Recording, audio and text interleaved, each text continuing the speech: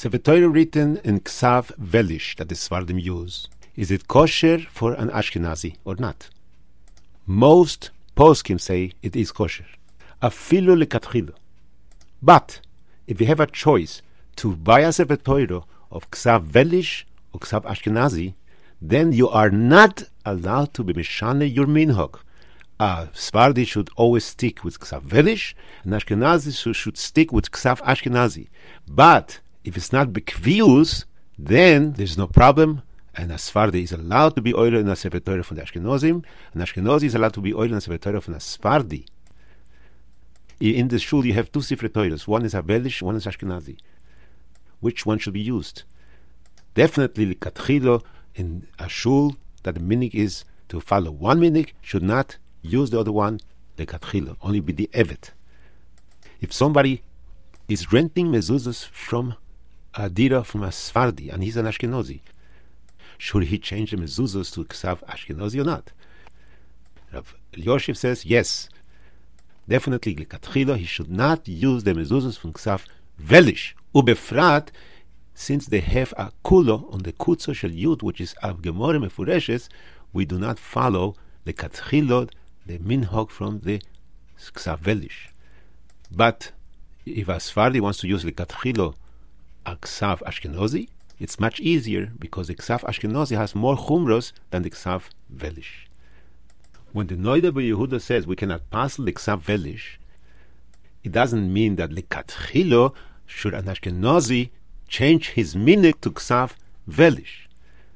If you happen to be oil in a Sefer Torah that is Ksav velish, it's muter likatchila, but not lekvius. There's a difference between lekatchila and lekvius.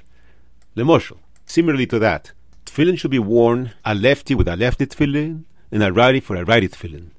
If you're going to borrow somebody's tefillin that has the different kesher, you are allowed to do it be'itim shelo bekvius. But lekatchila, you should not have a lefty tefillin and put it upside down bekvius. Only with the evet, only if you have nothing else, is kosher lekatchila. The Noida Yehuda says you cannot parcel a tzaddik with a yud hafucho. That doesn't mean that likatchila you should use that minhag. The same thing the Chazon Ish says. Ksav Arizal is not possible for people who use Beis Yosef, but it's not our minhag, and you're supposed to stick with your minhag. Minhag avoseinu beyodenu. Never change your minhag. Bekvius, only ba'aroi, not bekvius. If somebody is weak and he has to daven Shmoneh Esrei sitting down, or he is in a place that he cannot stand up, he is allowed likatchila sit down for Shmoneh Esrei. But that's only if he has no other way. If he has another way, he could stand up. Next day, he could stand up. He's not allowed to sit down and daven Shmoneh Esrei. If somebody forgot to make the Eruv Tafshilin, he could be soimech on the Eruv on the Rov. But that's only one time, or the two times, but not bikvius. It will not help. Why not? Because the kvius is a different din.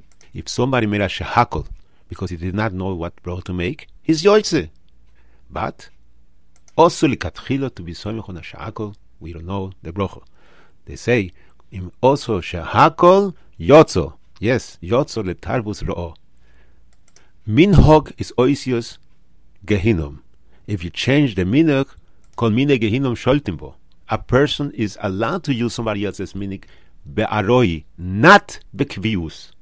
After you wash your hands and you made an netilas yodoim before the seudo, a person should not talk between the netilas yodoim and the hamoitzi. But up to 3 words he's allowed to say. Rav Shulchan Aruch. Somebody asked the stipler, if you yoitze pashes zocher with a different Sefer Torah with a different minhag, he says you are yoitze, but on Purim you should be mechaven to be yoitze with the other Sefer Torah.